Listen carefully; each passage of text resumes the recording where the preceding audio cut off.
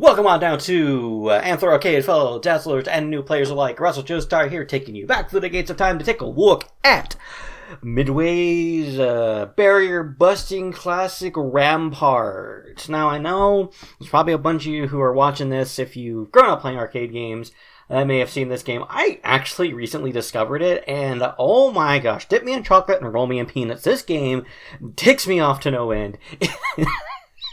I'm still trying to learn how to play it, but I'm having a blast with it, no pun intended. It's if you haven't played Rampart before, the gist of the game is very simple. If you're playing single player, this review is going to be mainly from the single player perspective. I still need friends to play multiplayer and get footage of that. Anyways, single player perspective, the objective is simple. You start on a map, you pick a fort and little walls built around it, you deploy some cannons, and you blast the ever-living crap out of an invading force of ships. And then after you have your little fire round, which the game will always say, cease fire, then you get to build back up your fort, but you're given randomly selected Tetris pieces to try to build that fort back up. And if you completely surround a castle, you get more cannons, and you can build more walls, you can surround more forts to get more cannons. And this is where I think a lot of the frustration for me comes from, because I'm still trying to learn how to deal with the random selection of pieces. I am very much a beginner, as you can tell by this gameplay footage. But it's still fun nonetheless. There's just something about it that's intriguing, because it might not look like it at first, but there really is a meta, so to speak, when it comes down to how you build your forts, where you place your cannons even, and what ships you target, because different ships have different abilities. The single mast ships lurk around, you shoot at you, they're annoying. You got the double mast ships that will park it at the shorelines and start deploying these little mini cannons that if they get up to a fort during the build phase will absolutely wreck any fort, which means you could lose forts you've captured or even lose forts you were planning on capturing. And then you got these annoying red ships that shoot fireballs that make a fire a square in like a fire pit, I guess you could say, that you can't build on for 3 turns.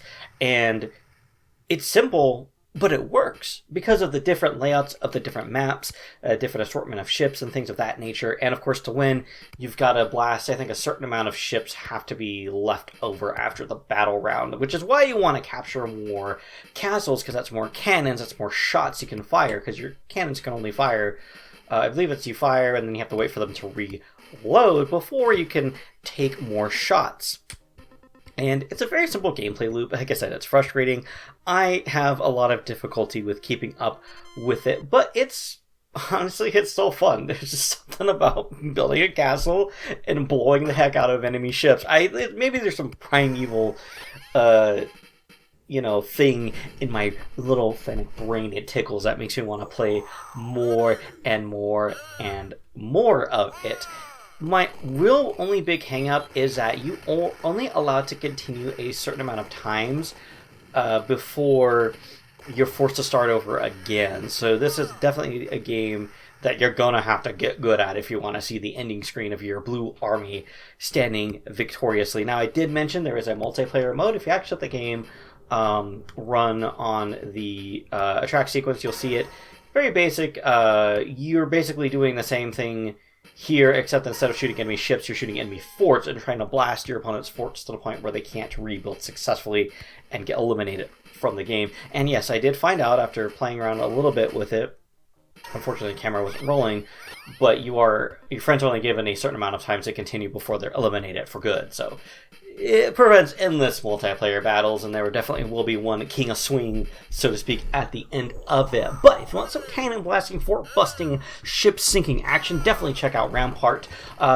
This footage, I think, is using the version that uses a Trackball. So if you have access to Rampart ROMs, you may want to look into the one that doesn't use a trackball, unless you've got a trackball or a suitable replacement for that. There's also a lot of console ports. This thing got ported to the Genesis, the Super Nintendo, the Game Boy, the NES, the Famicom disk system, and there's a difference between the two.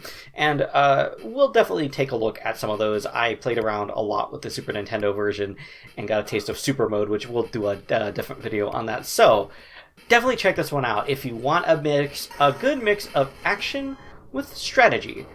Once again, this game is Rampart, done by Midway, and thank you guys for watching, coming through the gates of time with me here on Antler Arcade. Take care, and keep trying those castles so you don't get eliminated.